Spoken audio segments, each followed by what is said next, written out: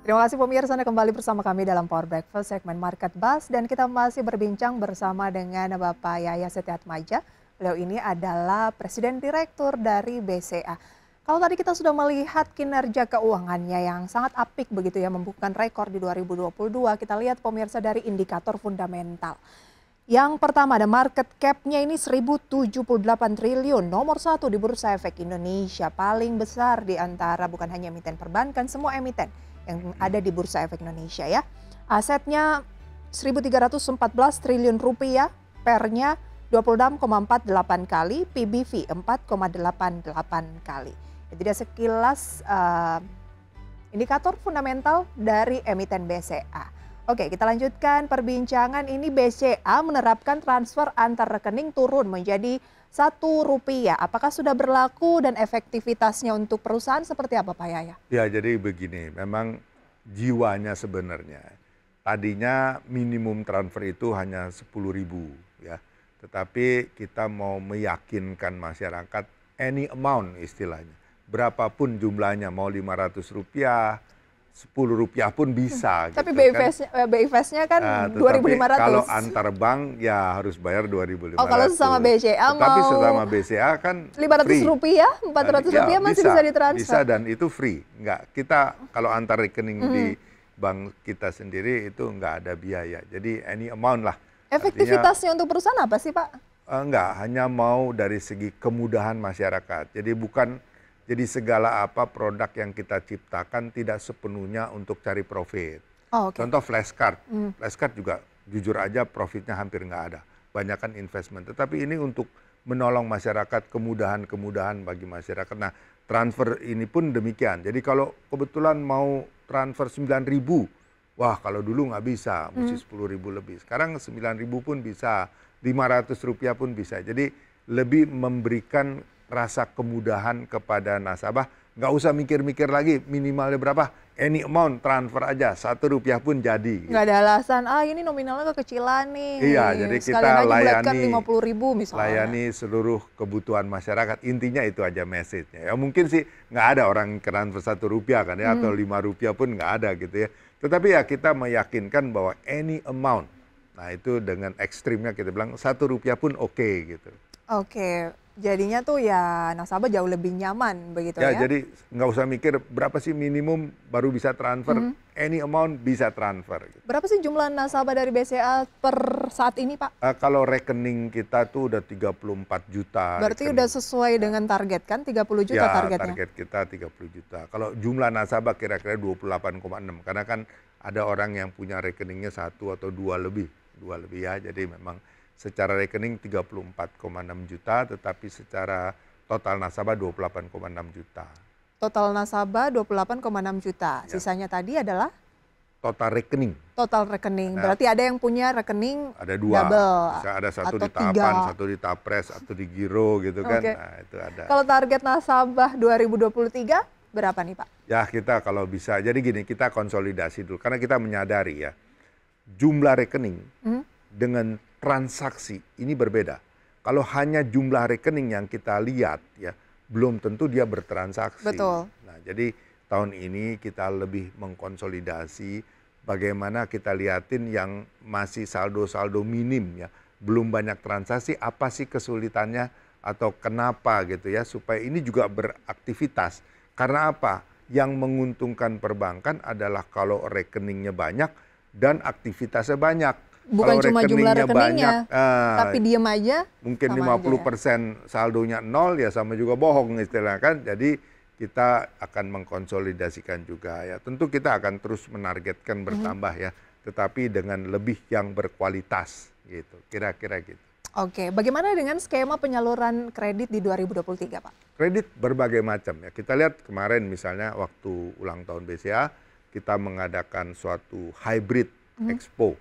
Artinya secara virtual bisa, secara fisik juga di setiap kota, seperti Jakarta, Surabaya, kemudian di Bandung, di Malang ya kita adakan, Makassar juga kita adakan, dan hasilnya luar biasa, melebihi daripada dulu sebelum COVID. Waktu COVID sempat turun drop sampai rendah sekali, tetapi sekarang dengan adanya hybrid transaction ini, Jadi nasabah bebas mau datang melihat secara fisik bisa, mau memilih secara virtual juga bisa, ya dengan website aja. Nah ini ternyata sukses sekali dan suku bunga juga kita turunkan, bahkan ada yang 2,66%, 3,66% ya sesuai ulang tahun kita 66 tahun kemarin ya. 66 tahun Iya, Pak? jadi nasabah banyak yang berkata sama saya kapan sih 100% apa 100 tahun supaya dapat diskon 100% gitu ya. Karena kemarin waktu usia 66 kita juga ada banjir diskon 66%. Jadi orang menunggu 100 tahun gitu, jadi gratisan nanti ya. Nah, bunga kredit kita tekan, volumenya meningkat ya. Dan di samping itu kita juga coba meningkatkan dari SME, komersial, dan korporasi. Dari korporasi saya rasa banyak sekali permintaan-permintaan infrastruktur, kemudian dari makanan, minuman, dan juga dari pertambangan ya. Saya pikir hal-hal ini sangat menjanjikan untuk terus kita mengembangkan perkreditan di Indonesia karena ya kita harapkan kan di negara lain takut resesi, saya yakin di Indonesia nggak ada resesi, harusnya gitu ya. Meskipun kita tetap harus optimis dan harus juga waspada ya, anytime can happen. Tetapi saya yakin lah dengan kemampuan ekonomi kita berkembang, ekspor kita masih bagus, dari CPO bagus, kemudian dari pertambangan juga bagus ya. Ini akan memberikan nilai tambah bagi seluruh perekonomian di Indonesia. Oke, ini Pak Yahya loh yang bilang orang nomor 1 BCA. Bahwa ya nggak ada lah ya. Ya jangan terlalu khawatir lah. Jangan terlalu khawatir, tapi kita harus waspada boleh, tapi jangan terlalu berlebihan. Ya, begitu menabung harus terus menabung.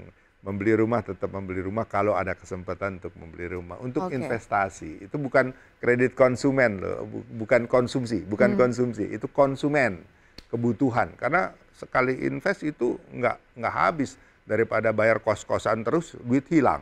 Nah, kalau KPR jadi itu Pak kan Yaya yang termasuk pro KPR ya, punya rumah sendiri dibandingkan dengan sewa terus begitu ya. Oke Pak Yaya, berapa target pertumbuhan kredit 2023? Ya kita mengharapkan di atas 10% lah, kalau bisa sampai 12%. Kalau 2022 lalu berapa Pak? 11,7. 11,7, paling tidak mendekati, kalau bisa lebih begitu ya? Kira-kira ya, kalau bisa 12. Karena kan base-nya makin besar. Kan dari tahun lalu udah naik 11,7, artinya basisnya udah makin tinggi kan. Naik dari sini kita harapkan 10-12% lah. Oke, tahun 2022 BCA juga ada melangsungkan dua event kalau nggak salah yang berkaitan dengan UMKM ya Pak? Oh ya, UMKM Fest. Ya jadi gini, filosofi kita, UMKM ini dibantu bukan hanya kredit tok, tetapi bagaimana mereka jualan. Kalau nggak bisa jualan, bagaimana mau tarik kredit? Benar. Itu kan konsepnya adalah itu. Sebab itu UMKM Fest membantu para merchant kita untuk jualan. Sediakan platform, bahkan sampai ada beberapa yang bisa ekspor, kita sediakan channel untuk itu gitu. Itulah kenapa kita bikin UMKM Fest, dan terutama bangga lokal. Kita juga mensupport produk-produk bangga lokal, produk-produk lokal, bagaimana para retailer kita ini bisa meningkatkan kemampuannya, menjaga quality barangnya, tetapi bisa melakukan ekspor dari hasil karya mereka. Ini harapan kita, sebab itu kita adakan acara UMKM Fest tadi ya. Oke, bukan hanya menyalurkan kredit ataupun UMKM ini menarik kredit, tapi ini kreditnya memberikan sarana untuk jualan dulu dong gitu. Kalau nggak bisa jualan bagaimana mau narik kredit gitu, buat apa? Nggak ada kredit modal kerja, namanya kredit modal kerja itu kalau ada kerja itu kalau ada penjualan. Nah penjualan ini membutuhkan kredit modal kerja. Nah jualannya dulu kita bantu. Oke. Kreditnya menyusul. Pak Yahya, selain menjadi perusahaan dengan market cap terbesar di Bursa Efek Indonesia tembus 1.000 triliun rupiah, kemudian kinerjanya rekor, kemudian nomor 1 terbaik versi majalah Forbes di 2022, itu mempertahankannya susah nggak sih Pak? Nanti kita bahas ya Pak ya. Ya. Dan pemirsa, kami akan kembali dengan satu segmen terakhir berbincang bersama dengan Presiden Direktur dari BCA usai jeda pariwara berikut.